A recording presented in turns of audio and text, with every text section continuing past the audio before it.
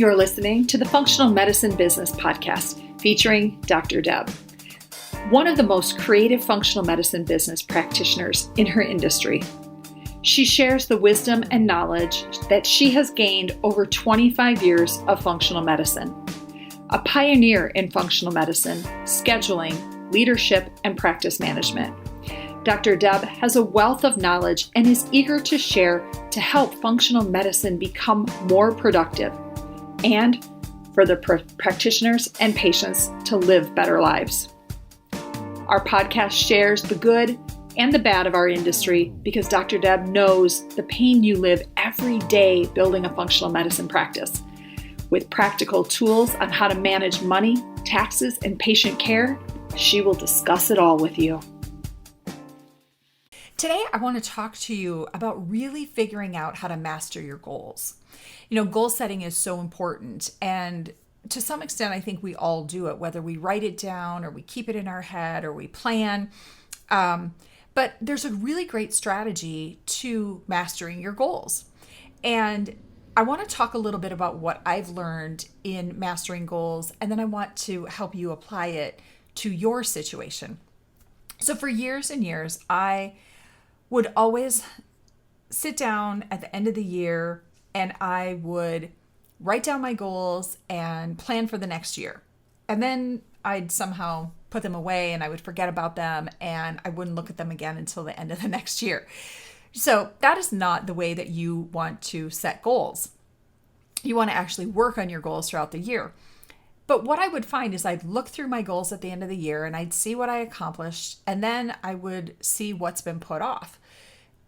And what I didn't accomplish in the year, I would just push over to the next year. And so I would find myself pushing off goals 5-6 years sometimes. And I would never reevaluate the goal to see if it's a goal I still had and I still actually wanted to do, or was it just something I felt like I wrote it down as a goal 5 years ago, I need to do it, so I just keep pushing it ahead and I don't do anything to make the goal become successful or come to life. So I wouldn't pay attention to that. Well, about 3 years ago, I looked at my goal sheet and realized that I had written down a few things. I had wanted to start a podcast. I wanted to start an education program for practitioners to learn to be successful in business. I wanted to start a gluten-free flour line. And I wanted to grow my practice to a place where I could sell it. Those were my 4 big main goals. And 3 years ago, when I looked at those goals, I said, this is ridiculous. I keep pushing off all these goals. I just need to do them. Now, I am going to preface this and tell you that I do not recommend this at all. But this is what I did.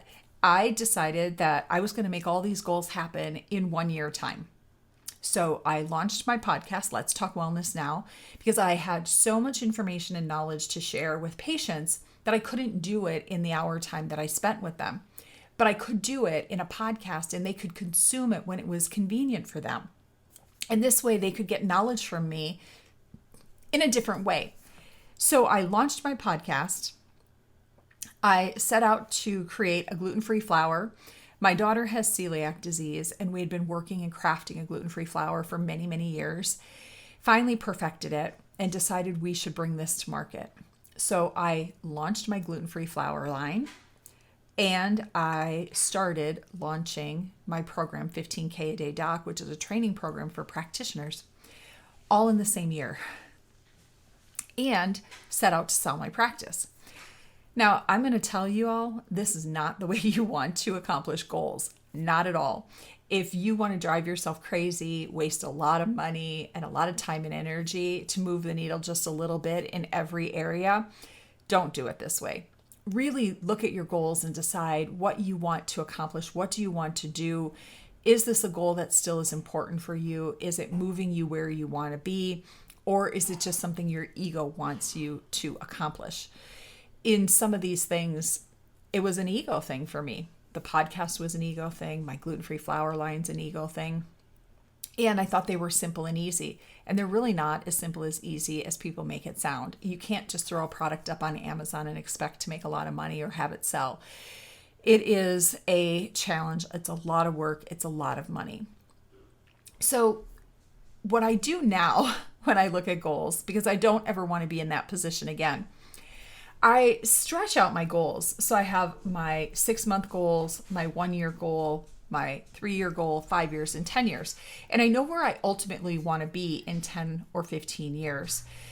And I work backwards. So if I want to be here at 10 or 15 years, what do I have to do along the way in those incremental time slots to actually accomplish those goals? Like I knew when I set out with my flower company, I had a very specific end goal in mind. And that was just to have my product and company be bought out someday. And I wanted it to be bought out in 3 to 5 years. So I knew what I had to do in that 3 to 5 year time to make a mark in the industry to have somebody look at me and consider acquiring my company. That was my goal for that particular thing. My podcast really just was more about connecting with other like-minded people that were really bright, that were dominating it in the functional and alternative medicine world, and that could bring knowledge and interest to my clients. So it has become more of a fun thing for me than something that I earn money off of. And my 15K a day program really became more important to me as I started to see more and more local practitioners, functional medicine practitioners, leave our area or retire out. I got to the place where I needed to make sure that we had high quality trained practitioners there to treat patients, because we are now 1 in 5 in our state that do what we do. And yes, we have space in our practice, but I won't have enough space for all the patients that are needed or all the people that need care. And so I wanted to assure that we had young, bright people coming up under us that wanted to do this kind of work, that could make a decent living at it, that loved what they did, didn't get burnt out, didn't get frustrated, and had everything that they need to get started. I tell you, when I started out 25 years ago, I would have loved to have a guidebook, something for me to look and say, okay, I have this patient with high viral Epstein-Barr or herpes family virus thing going on. What do I use to treat them with? And what are my options? And what are my doses? And how long do I treat them? And what kind of questions do I ask before I transition them over? You know, if somebody could have given me that information, it would have been so valuable. Like, I've learned that now over 25 years, and it's truly an art. But if I can help convey that information to someone else, it'll make their lives so much simpler.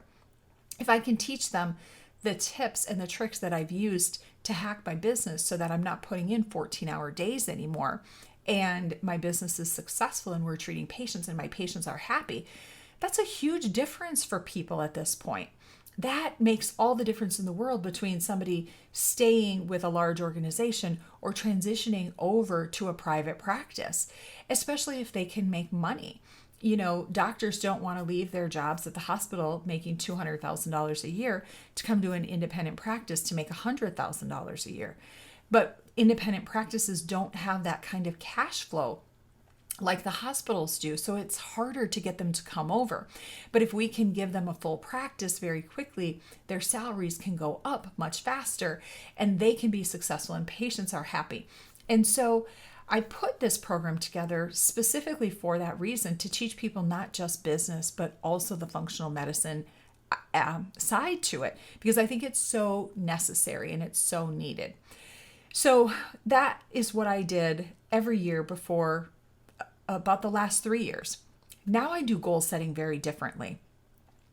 My friend Pete Vargas taught me how to do goal setting every single week.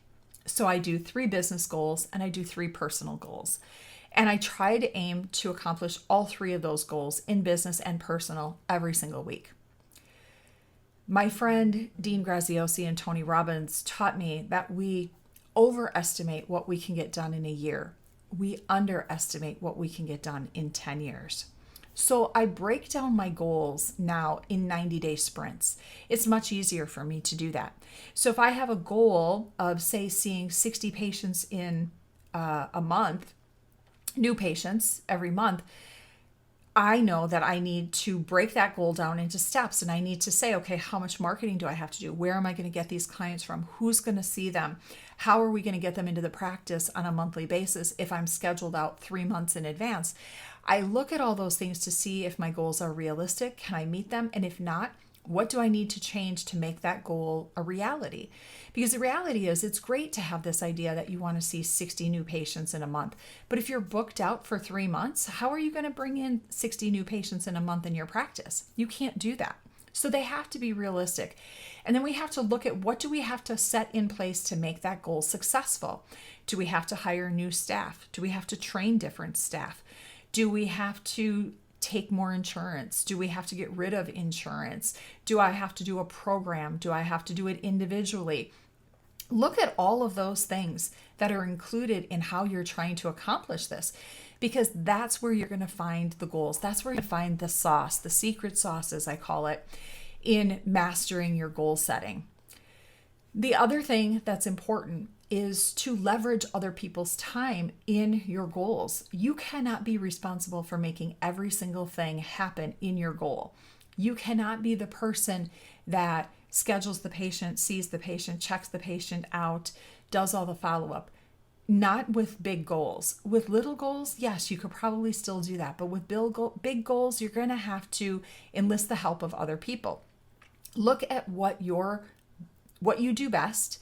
Look at what other people do best, and then transition your schedule and your goal setting so that you give off to somebody else what they do best. So I'm really good at big picture ideas. I am a creator. I love to create things. I love to design things and ideas in my head. I'm not an implementer. I'm not an operator. I don't implement things well. I don't communicate well with my staff. I don't operate well. So when I have a goal, I have to make sure I have an implementer and an operator on my team, because I want to just spit out the goal and say, this is what we're doing. I'm not exactly sure how we're going to do this, but this is my idea. Communicate it to the rest of my team, and let's figure out how we're going to make this happen. I know that of myself today. I didn't know that of myself 20 years ago. I thought I was great at communicating. I thought I was great at telling people what to do. I thought that all I had to do was come up with this idea and everybody else would know how to do it. And they don't. We have to tell them. We have to teach them, or somebody does if it's not you. So it's really important to understand what kind of person you are and how do you work from setting your goals. What's successful for you? What's not successful for you? And you also want to set very specific goals. So you want your big, broad goals. You want to break those down into 90-day sprints or monthly sprints or weekly sprints. And then you want your big goals of financial stuff. Set financial goals. You want your company to earn $60,000 in a month or $100,000 in a month, or you want to bill $1 million a year, whatever that is, and then work backwards to try to figure out how you're going to do that. The last year and a half, businesses have had to pivot tremendously with everything that's happening in our world. Some of those pivots had made new businesses. Some made older businesses more refreshed and exciting and successful. And some killed some of these businesses. You have to be able to pivot on the dime. You have to be able to turn yourself around, turn your business around, and make sure that you're constantly evaluating what that goal is so that you're reaching it properly. So what I want to encourage you guys to do is, if you haven't looked at your goals in a while, bring them out and truly identify the goals that you have on your list that are still goals that you're excited about, that you wake up wanting to do every day, and then break them down into 90 days, 30 days, and weekly. What do I have to do to make these goals be successful for me? If there's anything on there that doesn't resonate with you anymore, take it off for this year. You can always leave it on a big picture goal because you might want to come back to it some other time, but take it off for this year, because then it's not in your conscious and subconscious mind causing problems with what you're trying to actually accomplish this year. Just get rid of it for now. Doesn't mean you give it up forever, but for now. And then I want you to make sure you verbalize your goals to someone else. Tell them out loud what your plan is and brainstorm with that person how you're going to make these goals successful for the year. That solidifies them. When we say them out loud to someone else, that solidifies them, that makes them real, and it makes us accountable to them. And so I want you to find a partner to do that with. And if you don't have someone reach out to us. We have a network of people. We're building a free membership on Facebook. Let us be your support people. Let us help you be successful in building your goals the way you want to. I hope this episode has been really helpful for you. If you have specific questions about goal setting or anything else in your business, please feel free to email us. We're happy to answer your questions directly online.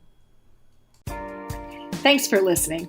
If you enjoyed this episode and you'd like to help support the podcast, please share it with others, post about it on social media, or leave a rating and review.